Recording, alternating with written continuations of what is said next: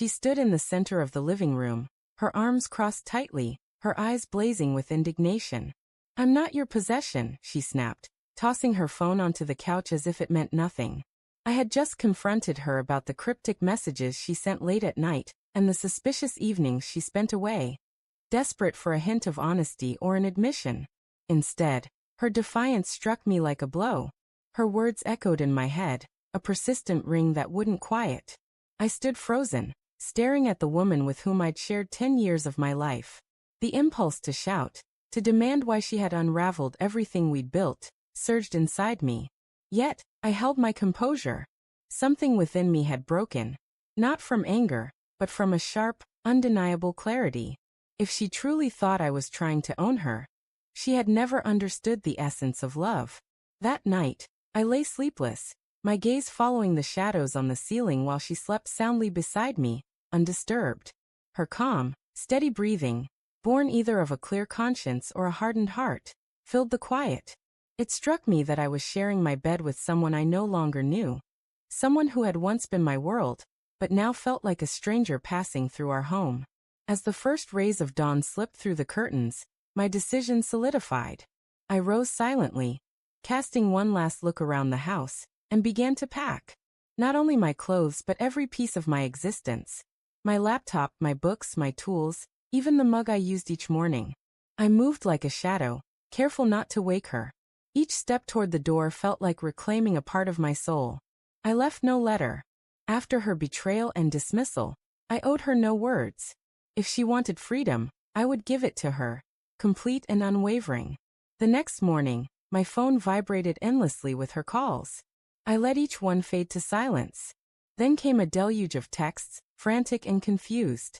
"Where are you? Why is the closet empty? What's happening?" I gave no reply. Silence, I learned, could carry more weight than words. By midday her mother called, her voice thick with worry. Apparently, my wife had fallen apart when she realized I was truly gone. She had expected a fight, not my absence. She thought I'd beg, not vanish. She had misjudged my strength, believing love made me weak. It didn't. It gave me the courage to walk away.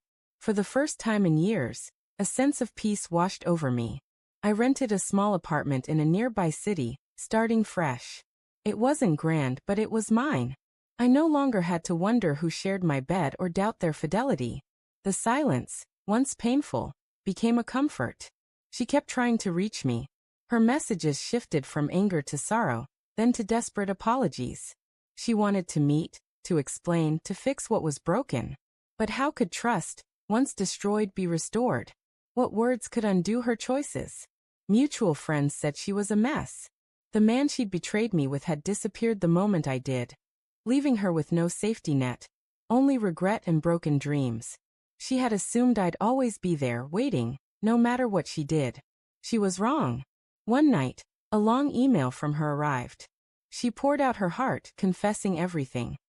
How she thought I'd never leave, how she chased the excitement of another's attention, how she sought freedom but never expected loneliness. She begged for another chance. I didn't respond, not out of spite, but because I had nothing left to give. I had offered her the best of myself, and now those pieces belonged to me again. Anger no longer bound me. I was free. Sometimes, people only see the value of what they had when it's gone. Sometimes they confuse love with control, loyalty with possession. But I had loved her freely, deeply, and truly. She saw that love as a restraint. Now she wakes in the same house, but it feels colder, emptier, lonelier. As for me, I wake in peace.